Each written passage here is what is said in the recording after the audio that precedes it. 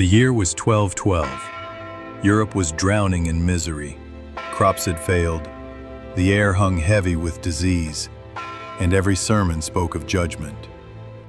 Famine gnawed through villages like a slow fire, and parents watched their children fade before their eyes.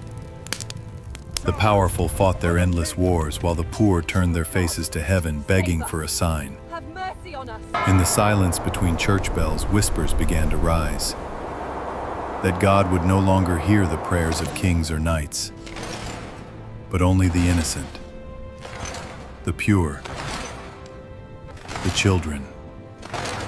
They believed the world had grown too corrupt for salvation through steel, that faith alone, untarnished and unarmed, could open the gates of heaven itself. And so, across fields of hunger and despair, a single question echoed in the hearts of the faithful. If adults had failed to reach the Holy Land, perhaps the children could. In the quiet hills of northern France, in a village called Cloyes, lived a shepherd boy named Stephen. Barely 12 years old, he spent his days tending sheep and his nights staring at the stars, wondering why God seemed so far from the cries of the poor. Then, one afternoon, as the church bells faded across the valley, Stephen claimed the impossible. He said that Christ himself had appeared to him in a vision, radiant, calm, and sorrowful. The Savior spoke not to kings, not to priests, but to a child. "Stephen," the voice said, "lead my children to the Holy Land. The sea will part before you, and faith will be your sword." The boy fell to his knees, trembling, yet filled with fire. When he returned to his village, his eyes seemed changed, as if they had seen heaven's light and couldn't forget it. He spoke in the square, barefoot and burning with conviction. And people listened. Farmers, widows, beggars, even priests. They whispered that God had chosen the pure to finish what warriors could not. By nightfall, a dozen children followed him. By the end of the week, there were hundreds. They carried crosses made of branches, singing hymns through their tears. And as they marched from village to village, Stephen's message spread like wildfire. The Lord calls his children to deliver the Holy Land, and nothing shall stand in their way. They came from every corner of France, barefoot, hungry, trembling with devotion. Boys who had never seen beyond their village fields, girls who had never owned a pair of shoes, orphans, shepherds, and dreamers, all marching behind the boy who heard Christ. They carried wooden crosses carved from fence posts and branches, banners painted with lambs, doves, and bleeding hearts. Their songs filled the roads like a strange, holy wind, fragile voices rising above the dust and the hunger. They called themselves the army of the innocent. No steel, no armor, no command but faith. They believed their purity alone could melt the hardness of the world. Villagers knelt as they passed, weeping at the sight. Mothers pressed bread into their hands, fathers bowed their heads in shame. For it was the children, not the men, who had answered God's call. But faith is a double-edged gift. For every heart it lifted, it blinded another. And as the sun burned across their backs and the miles stretched on, some began to ask in whispers too quiet for Stephen to hear, "If God truly walks with us, why does the road feel so endless?" The children marched south, chasing the promise of a sea that would open for them. Days blurred into weeks. The songs grew quieter. The laughter of innocence turned to the silence of endurance. The sun scorched their faces by day, and the mountains froze their bones by night. Dust clung to their skin like ash. Blisters opened on bare feet until every step became a prayer in pain. Villages locked their gates when they saw them coming. Ragged crowds of children, starving and desperate, begging not for gold but for bread. Some priests gave blessings, others gave nothing at all. Bandits followed in the shadows, picking off the weak, stealing what little food they carried. Yet still Stephen led them on, his eyes fixed on a horizon only he could see. He told them, "Every hardship is a test. Every tear will be turned to glory." And the children believed him, because believing was all they had left. But faith cannot feed an empty stomach, nor can hope carry the dying across stone and snow. The mountains were vast, indifferent, ancient, and as they climbed higher, the earth itself seemed to whisper, "You were never meant to make it this far." Far from the dust and despair of France, in the green valleys of the Rhineland, another voice began to rise. A boy named Nicholas of Cologne, barely 14, claimed that the same Christ who spoke to Stephen had come to him in a dream. He said the world had grown deaf to miracles, and that only the hearts of the young could still hear the call of heaven.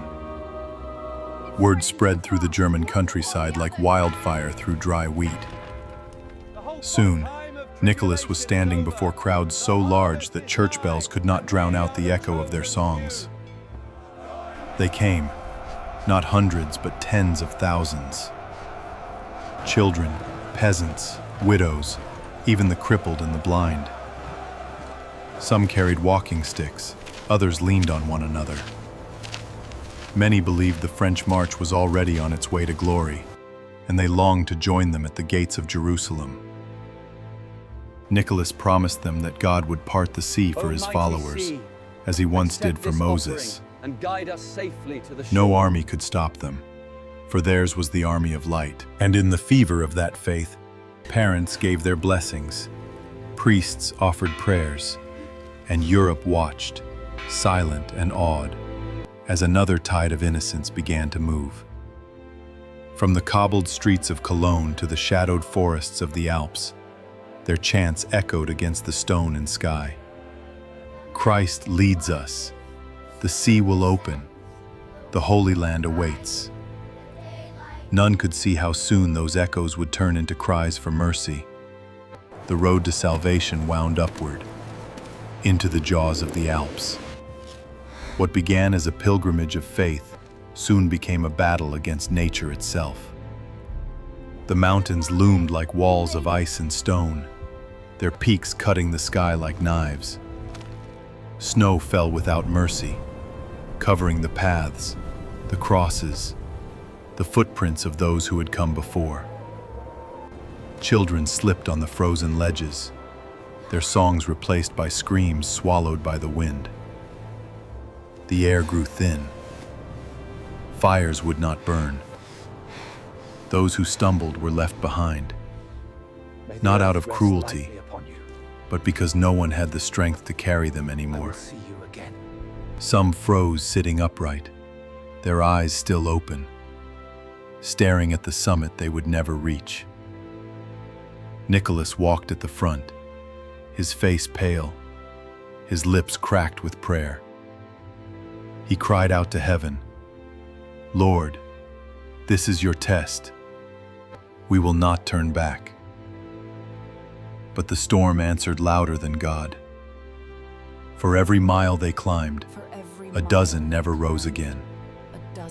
The snow buried them quickly, a white grave for the faithful. And still, Nicholas marched on, his cloak whipping in the wind like a torn flag of hope.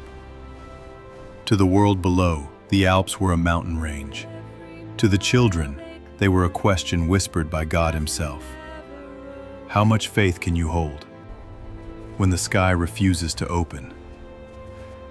When at last they emerged from the mountains, ragged, starving, hollow-eyed, they saw it. The endless blue of the Mediterranean Sea, glimmering beneath the sun like a promise.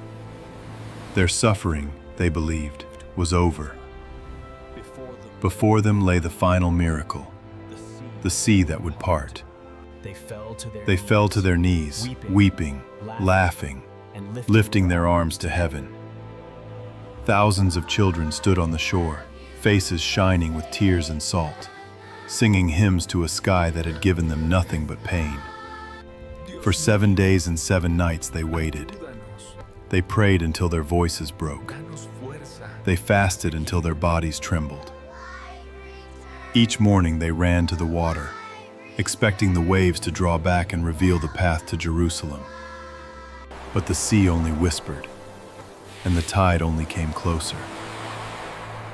The waves lapped against their feet, cold and indifferent, as if mocking their faith. The older children tried to keep hope alive. They told the younger ones, "Patience. The Lord tests our hearts before He parts the sea." But with each sunrise, more drifted away, wandering through the coastal towns, begging for food, questioning the God who had once spoken so clearly through a shepherd boy.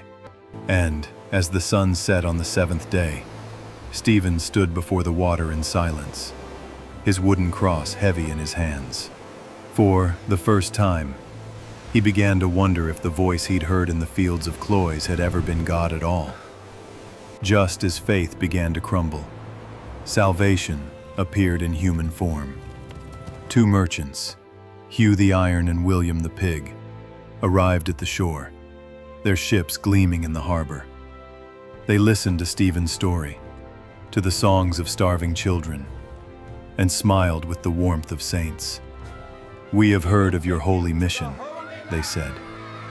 "We will take you to the Holy Land. No charge. Only your prayers for us when you reach Jerusalem." To the children, it was divine providence. After all the suffering, here was the miracle at last. Not the sea parting, but the ships waiting. Faith, it seemed, had found another way. Stephen fell to his knees in gratitude. The crowd erupted in joy. They sang again, louder than ever before, their thin voices echoing over the waves. Hundreds rushed to the docks, clutching crosses, eyes glowing with tears of hope. 7 ships were prepared, grand and white, sails billowing like the wings of angels. The children boarded in laughter and song, believing that by dawn they would be closer to heaven. Mothers wept as the ships drifted away, their cries swallowed by the surf. But not everyone trusted the miracle. A few older travelers lingered behind, uneasy. Something in the merchants' smiles, too polished, too still, felt wrong. They watched the ships fade into the horizon and whispered to each other words that felt like prophecy. "Not all who speak in God's name serve Him." For days, the sea carried them gently. Calm skies, warm winds, and songs that rose like prayers. The children believed they were sailing toward Jerusalem, toward glory, toward the promise of God. But then, the 7th sunrise brought no land, only endless blue. The sailors stopped speaking. Their eyes turned cold, their laughter sharp. Whispers spread among the children that the course had changed, that the stars no longer matched the maps. Stephen tried to calm them, but even his voice trembled now. He asked to see the captains. They refused. He asked when they would reach the Holy Land. No one answered. Then, one night, as the moon burned red above the water, the truth came crashing down like a storm. The ships were not bound for Jerusalem. They were bound for Alexandria, and the children were not pilgrims. They were cargo. When they reached the African coast, the merchants greeted the buyers with open arms. Chains clattered. Coins exchanged hands. The hymns of faith became cries for mercy. Some children fought. They were beaten. Some jumped into the sea. They vanished beneath the waves, their small hands reaching for a God who did not reach back. The rest were marched into the slave markets of North Africa and the East, sold as servants, laborers, or worse. Their wooden crosses burned to ash behind them. The sea that was supposed to part for them had swallowed them whole. And as the last ship's sails disappeared beyond the horizon, the Mediterranean lay still again, silent, beautiful, and merciless. No one truly knows what became of Stephen of Cloyes. Some said he was among those sold in the markets of Alexandria, a pale boy with broken chains, still clutching the remnant of a wooden cross. Others swore he escaped, wandering through the deserts of Egypt, preaching to anyone who would listen, his voice cracked, his eyes blind from the sun. Protect us from the storm. There were whispers too, darker ones, that he was taken before a sultan, demanded to perform miracles, and when none appeared, he was crucified beside the sea that had betrayed him. But there were also stories of mercy, of a monk who claimed to have met an older Stephen years later in Italy, thin and silent, living among the ruins of a forgotten chapel. History cannot decide which story is true. The chronicles contradict, the letters fade, and the church never spoke his name again. His family vanished, his followers scattered. Yet, the legend remained, of a child who believed he could lead the world to salvation, and instead led it into grief. In taverns and cloisters, in songs and warnings, his name lingered like a ghost. Parents whispered it to their children before bed, not as a prayer, but as a caution. Beware the voice that calls you holy, when it only leads you to ruin. Stephen's cross was never found, only the echo of his faith, carried on the wind like a promise no one dared to keep again. While Stephen's fate dissolved into rumor and sand, the German boy Nicholas of Cologne faced his own reckoning. After months of suffering through the Alps, his followers, those who still lived, finally reached the Italian coast.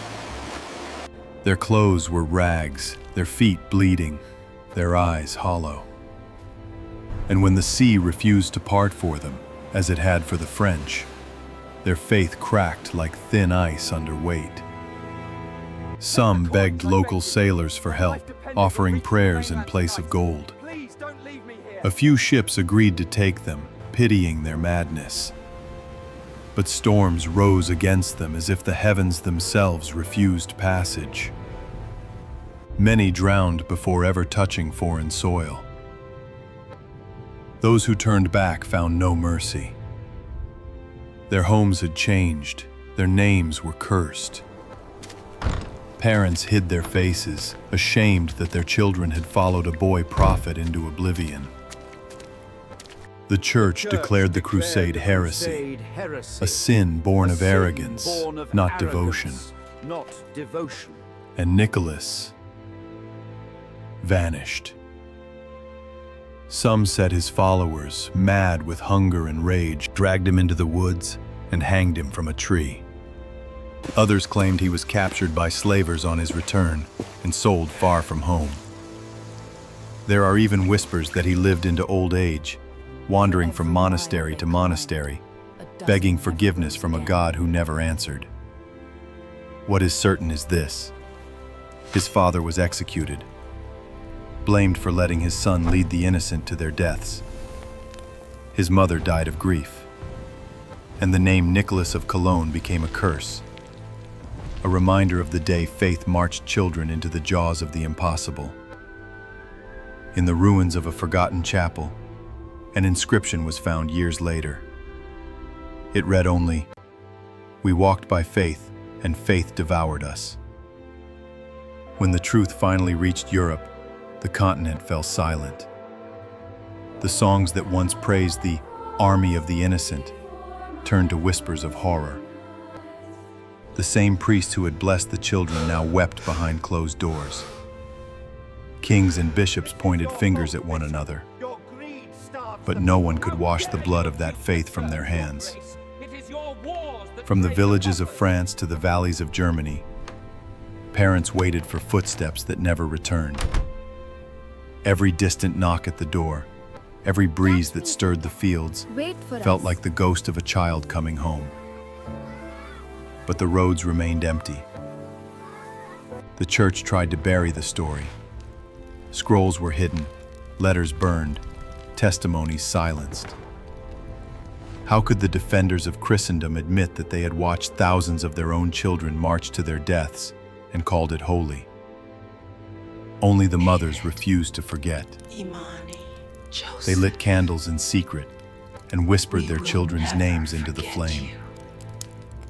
They prayed, not for heaven, but for mercy on a world that could twist innocence into sacrifice. Some called it a test of faith, others, divine punishment. But in the eyes of those who had lost everything, it was neither. It was shame, vast and suffocating. Europe, the land of cathedrals and kings, had devoured its own future in the name of salvation. And the angels who were meant to sing over Jerusalem now lay silent beneath the same soil their parents once tilled in hope. No miracle could undo it. No prayer could make it right. For the first time, Christendom looked into the mirror of its own holiness and saw only grief staring back. Centuries passed. Kingdoms rose and crumbled. Popes came and went. And yet the story of the Children's Crusade refused to die. It lingered in the shadows of monasteries, in the margins of faded manuscripts, in the trembling voices of storytellers who dared to remember.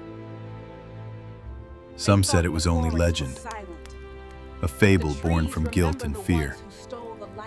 Others swore it was truth, too terrible to be forgotten, too sacred to be denied. But whether myth or memory, it carried a lesson carved into the bones of Europe. Faith without wisdom becomes madness. Innocence without guidance becomes tragedy. And even the purest dream, left in human hands, can rot. The story was told not to inspire, but to warn. For every generation births its own Stephens and Nicholases, those who believe their light can save the world, unaware that the world will always try to swallow it whole. In quiet churches, old monks still whispered prayers for the lost crusaders. In the wind that sweeps the hills of France, some say you can still hear their songs, faint, fragile, like children calling home across the centuries. They marched believing they would open the gates of heaven. Instead, they opened a wound that never fully healed. Help me. The Children's Crusade was not a tale of glory. It was a mirror, reflecting how easily faith can be twisted, how quickly purity can be betrayed. And as the last echo of their footsteps fades into history, one truth remains, whispered through time like a warning. Heaven does not demand the blood of the innocent, only that we remember it. In the quiet corners of Europe, where the ruins of old churches crumble into dust, their story still breathes, faint and sorrowful. A story of faith that burned too brightly, of innocence that walked willingly into the dark. No monument bears their names. No choir sings their hymns. But somewhere, beneath the soil and stone, their footsteps remain, carved into the bones of the earth. They were not warriors. They carried no swords, no banners of conquest. Only faith. And it was faith that led them to their end.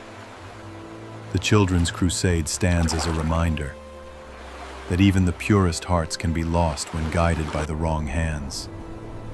That the road to salvation, when built on blindness, leads only to despair.